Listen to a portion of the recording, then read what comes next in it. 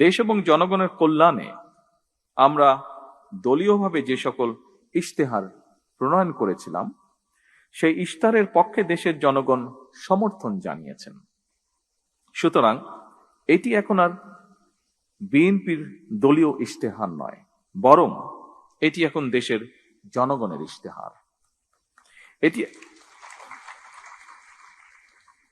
এটি এখন জনগণের জন্য সরকারের ইশতেহার। সুতরাং এখন ইশতেহার বাস্তবায়নের পালা।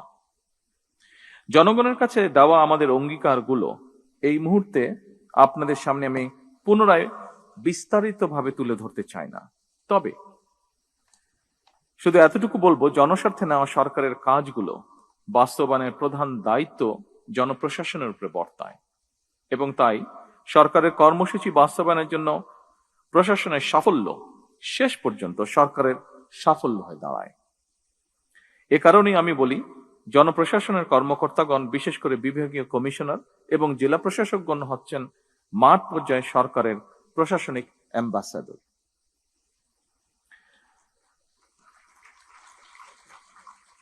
সম্মানিত সকল উপস্থিতিবৃন্দ, বর্তমান সরকারের উপর জনগণের প্রত্যাশা অনেক।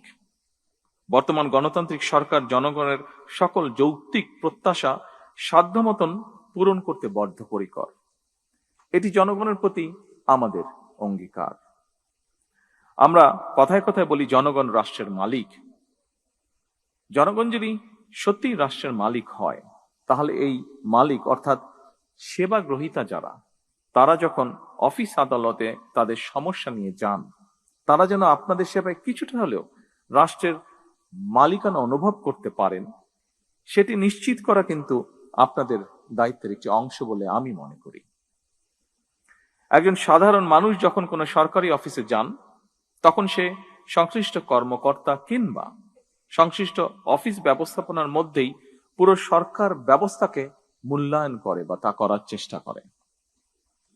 ধরা যাক, একজন সাধারণ নাগরিক কিংবা একজন দিন মজুর, তিনি যখন জন্ম নিবন্ধন সনদ সংশোধন করার জন্য আপনাদের অফিসে যান, তিনি হয়তো জানেনই না কোন টেবিলে যেতে হবে, কোন কর্মকর্তাকে কিভাবে অ্যাপ্রোচ করতে হবে। এমন পরিস্থিতিতে সেবাগ্রহীতা যদি সংশ্লিষ্ট কর্মকর্তার আন্তরিক ব্যবহার পান, তাহলে এটি রাষ্ট্র এবং সরকারের প্রতি জনগণের আস্থা এবং বিশ্বাসকেই বৃদ্ধি করে। আর যদি হয়রানির শিকার হন, তাহলে তিনি শুধু একটি সেবা থেকে বঞ্চিত হন না, বরং একই সাথে রাষ্ট্র এবং সরকারের প্রতি তার শ্রদ্ধা এবং বিশ্বাস নষ্ট হয়। সুতরাং রাষ্ট্র এবং সরকারের সঙ্গে জনগণের আস্থা তৈরির ক্ষেত্রে আপনাদের কার্যক্রম মুখ্য ভূমিকা পালন করে এবং করতে পারে। তাৎক্ষণিকভাবে হয়তো সবকিছু সমাধান করে দেওয়া সম্ভব নয়, এটি আমরা বুঝি, কিন্তু ভুক্তভোগীর মনে অন্তত এই ধারণা জন্ম নেবে বা জন্ম নেওয়া জরুরি, আপনি কিংবা আপনার অফিস তার সমস্যা সমাধানের ব্যাপারে আন্তরিক। উপস্থিত বিভাগীয় কমিশনার এবং জেলা প্রশাসক বৃন্দ সহ উপস্থিত সকল সম্মানিত অতিথিবৃন্দ, প্রশাসনকে জনমুখী করে গড়ে তুলতেই হবে আমাদের। সেই কাজটি আপনাদের ভূমিকার উপরে বলা যায় প্রায় পুরোপুরি নির্ভর করে।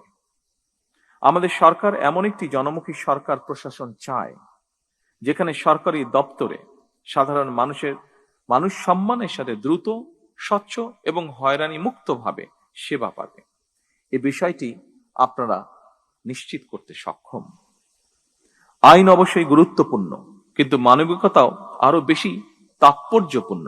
সম্মানিত উপস্থিতিবৃন্দ, একজন বৃদ্ধ কিংবা সুস্থ মানুষ আপনাদের অফিসের সামনে কিংবা সেবার জন্য লাইনে দাঁড়িয়ে থাকেন, তখন তাদের বিষয়গুলো আইনগত উপায়ে সমাধানের পাশাপাশি তাদের প্রতি মানবিক আচরণও খুবই জরুরি। সেবা গ্রহীতার প্রতি আপনাদের আন্তরিক ও সহানুভূতিশীল ব্যবহার তাদের প্রতি রাষ্ট্র এবং সরকারের ব্যবস্থা সম্পর্কে ইতিবাচক ধারণার জন্ম দেয়। হয়তো এই বিষয়গুলো আমাদের অনেকের কাছে হয়তো খুব ছোট মনে হতে পারে, কিন্তু জনমনের প্রভাব কিন্তু অনেক বেশি। ভবিষ্যতে এসব বিষয়গুলোর প্রতি আরো মনোযোগী এবং যত্নবান থাকার জন্য আমি আপনাদের দৃষ্টি আকর্ষণ করছি।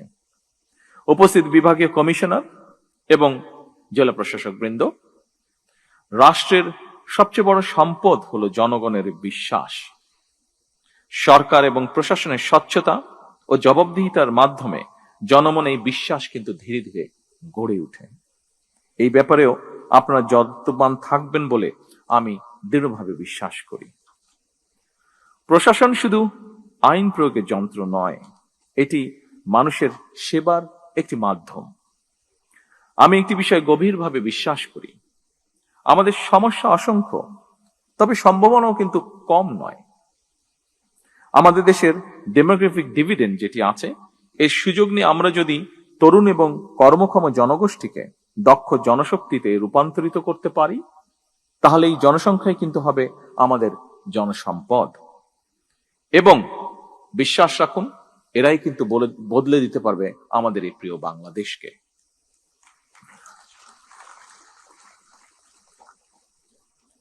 আমি আপনাদের উদ্বোধনী অনুষ্ঠানে, সম্মেলনের উদ্বোধনী অনুষ্ঠানে আপনাদের প্রতি নির্দেশনামূলক বক্তব্য দিয়েছিলাম। সুতরাং খুব সম্ভবত পাশের রুমে বোধহয় ডিনারের ব্যবস্থা আছে। ডিনার সামনে রেখে আমি খুব একটা লম্বা করতে চাই না আমার বক্তব্য। আগেও বেশ কিছু বক্তব্য আমরা শুনেছি। তবে আজকের এই সুন্দর অনুষ্ঠানে আমি একটি সুযোগ হারাতে চাই না, সেটি এবং সে কারণে আমি একটি কথা বলতে চাই, যথাসম্ভব আসুন যথাসম্ভব মানুষের উপকার করার মানসিকতা নিয়ে আমরা সামনে এগোই। রাষ্ট্র এবং সমাজের ধর্মীয় সামাজিক মূল্যবোধগুলোকে জাগিয়ে রাখতে আমাদেরকে সম্ভাব্য সকল উপায় বের করা প্রয়োজন। আমাদেরকে পারিবারিক মূল্যবোধে উজ্জীবিত হতে হবে। আমরা যদি সবাই একটা ছোট্ট বিষয় মনে রাখি, একটি ছোট্ট কথা মনে রাখি, সেটি হলো একটি রাষ্ট্রের খুবই ক্ষুদ্র ইউনিট একটি পরিবার। একইভাবে অনেকগুলো লক্ষ কোটি পরিবারের সম্মেলনই হলো আমাদের এই রাষ্ট্র। সুতরাং পরিবারগুলো ধর্মীয় সামাজিক মূল্যবোধে উজ্জীবিত থাকলে রাষ্ট্রীয় মূল্যবোধ সুসংহত হয়। সম্মানিত জেলা প্রশাসক, কমিশনার বৃন্দ, সম্মানিত সকল প্রশাসনিক কর্মকর্তা বৃন্দ, দেশ এবং জনগণের কল্যাণে আপনারা নির্ভয় নিরপেক্ষভাবে কাজ করুন।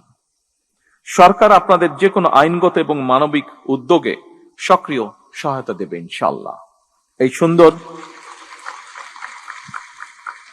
পরিশেষে এই সুন্দর আয়োজনের জন্য আমি বাংলাদেশ অ্যাডমিনিস্ট্রেটিভ সার্ভিস অ্যাসোসিয়েশনের সকল সদস্য এবং তাদের পরিবারের সদস্যদেরকেও আবারও আন্তরিকভাবে ধন্যবাদ জানিয়ে আমার বক্তব্য শেষ করছি।